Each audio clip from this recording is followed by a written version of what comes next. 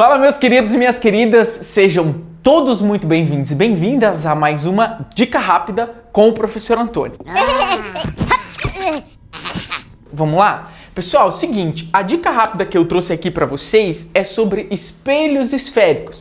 Pode parecer que ela vai ficar um pouquinho extensa, mas é porque é bastante coisa. Vamos tentar falar rapidinho e demonstrar para você ver como é que vai ficar, beleza? Olha só. Pessoal, quando a gente fala desse carinha aqui, que são os espelhos esféricos, a primeira pergunta é: o que vem a ser um espelho esférico? É só ele não ser plano? Não, existe uma série de coisas. Para você entender melhor, eu quero que você imagine aquela bolinha da árvore de Natal, aquela toda prateada, espelhada, bem grande. E que ela seja toda espelhada e prateada por fora e por dentro. Agora imagine o seguinte, ela não sendo maciça, ela sendo oca espelhada, você vai fazer um corte nela, em uma seção dela. Esse carinha que você tirou aqui do lado passa a ser exatamente um espelho esférico, tá? Ele não é curvo, não é plano, ele é um espelho tirado de uma calota esférica, beleza? O que é importante? Eu não vou precisar ficar desenhando isso aqui toda vez, eu vou preferir uma representação. Como é que eu vou representar esse cara? Eu vou representar aqui, ó, o meio pode ser um espelho plano, eu deixo claro nas pontinhas, tá?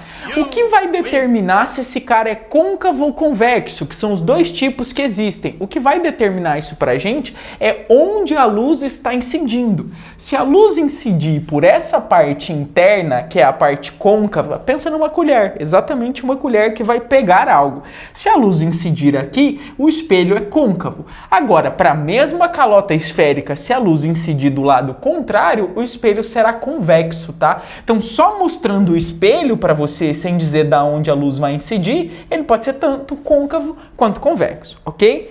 O que é importante?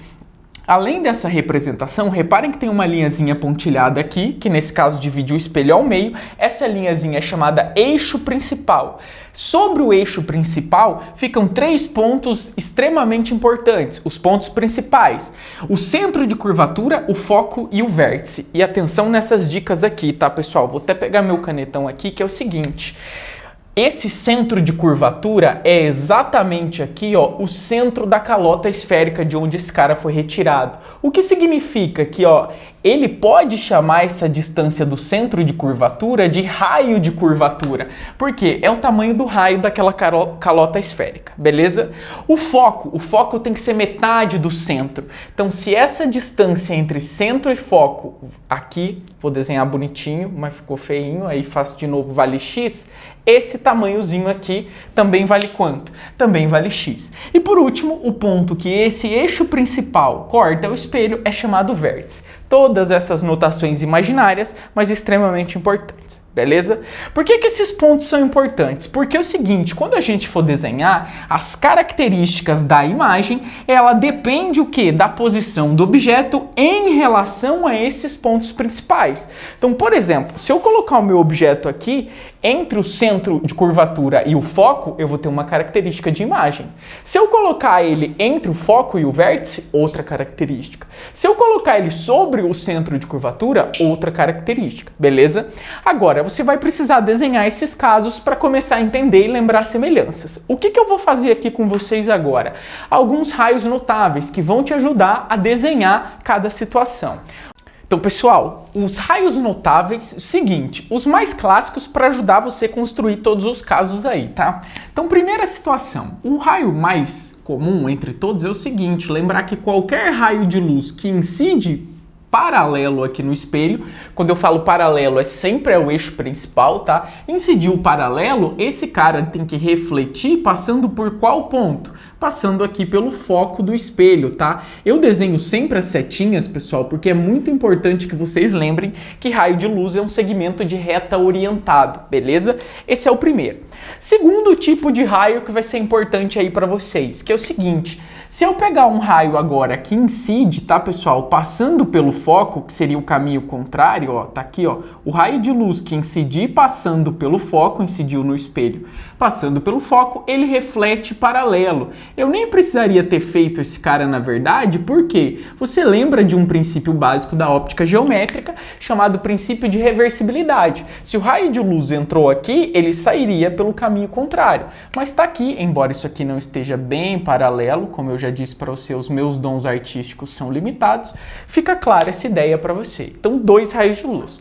Terceiro e último que a gente vai precisar, porque dos outros a gente não precisa tanto.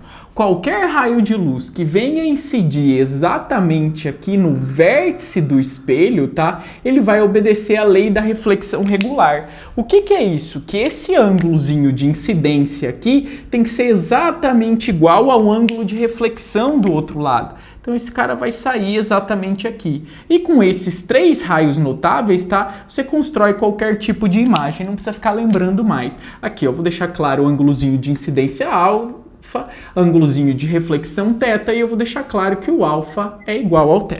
Beleza? Isso aqui a gente está colocando, vale tanto para o côncavo quanto para o convexo.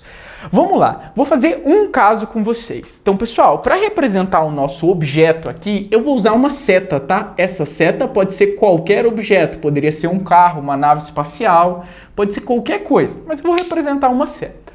E aí o seguinte, vamos brincar agora com os raios notáveis e descobrir onde a imagem desse cara será formada.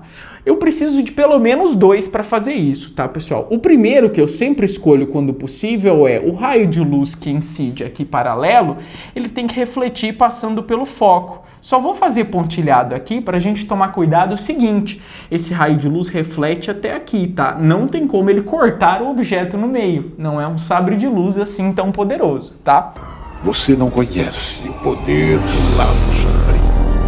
E o segundo raio notável que eu vou pegar aqui pra gente é exatamente o que a gente brincou por último ali, que é o seguinte, ó, o raio de luz que incide aqui no centro, no vértice, perdão, não no centro, no vértice, ele vai fazer o quê? Obedecer à lei da reflexão regular. Pega um ângulozinho aqui, pega um ângulozinho igual ali do outro lado e traça esse cara aqui refletido. Então repare o seguinte, a imagem ela vai ser formada sempre onde os raios refletidos se cruzam. Mas aqui os raios refletidos não estão se cruzando. O que a gente faz nesse caso? Prolonga eles lá do outro lado do espelho. Agora repara que eu estou prolongando a mesma reta, tá? Pega esse cara aqui, ó, e prolonga lá do outro lado do espelho. Estou prolongando a mesma reta. Embora tenha ficado um pouco torto aqui, é sempre importante usar régua quando a gente vai fazer isso, dá pra gente ver que nesse caso, ó, a imagem está sendo formada aqui. Vou deixar claro que de laranja é a imagem, vou deixar claro aqui que de vermelho é o objeto, beleza? Características dessa imagem que são importantes e os problemas geralmente vão pedir pra gente. Primeiro, esse objeto aqui é real, como eu e você. Agora, a imagem está, entre muitas aspas, dentro do espelho. Então, esse cara aqui é virtual. É uma imagem virtual dentro do espelho. Segunda coisa, se o objeto fosse um canetão, a imagem estaria assim, e não de cabeça para baixo, tá? Ponta da seta para cima, ponta da seta para cima. Quer dizer que essa imagem ela é direita. E por último, tá? Se esse aqui fosse um canetãozinho normal, aquela imagem estaria muito maior. Então essa imagem aqui é maior.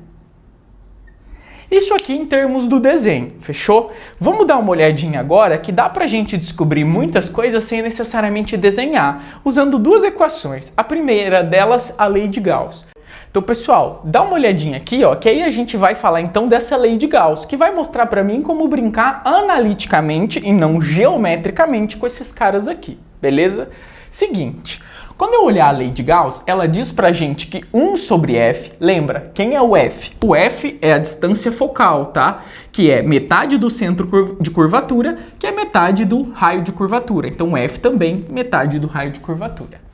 Quem é o P? O P é a distância entre o objeto e o espelho. Eu já não peguei essa imagem aqui, porque ela está bem poluída, já está desenhadinho aqui, então só representei esses caras aqui de novo. Distância entre o objeto e o espelho, P. Quem é o P'? A distância entre o espelho e a imagem. Então tá lá pra gente, P'.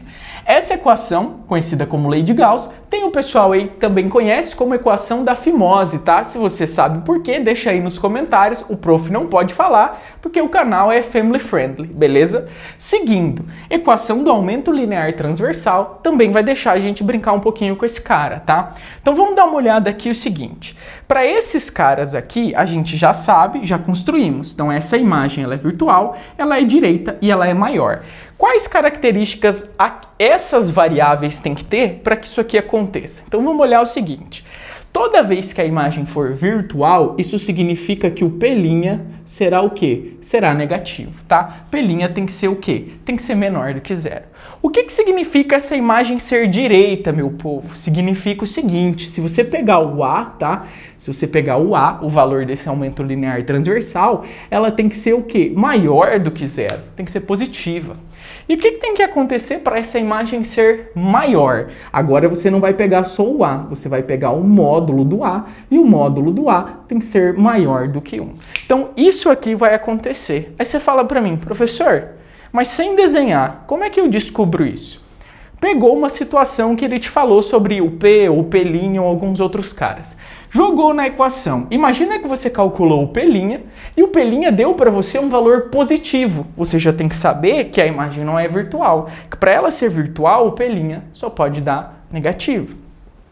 Fez essa mesma coisa e descobriu, por exemplo, que o módulo de A é menor do que 1. O que significa isso? Significa que a imagem não pode ser maior, ela tem que ser menor. A mesma coisa significaria para ser direita. Calculou o A e o A deu negativo, a imagem tem que ser invertida. Então deu para a gente entender um pouco de como brincar com esses caras desenhando geometricamente e como analisar esses caras aqui, beleza? Essa foi mais uma dica rápida.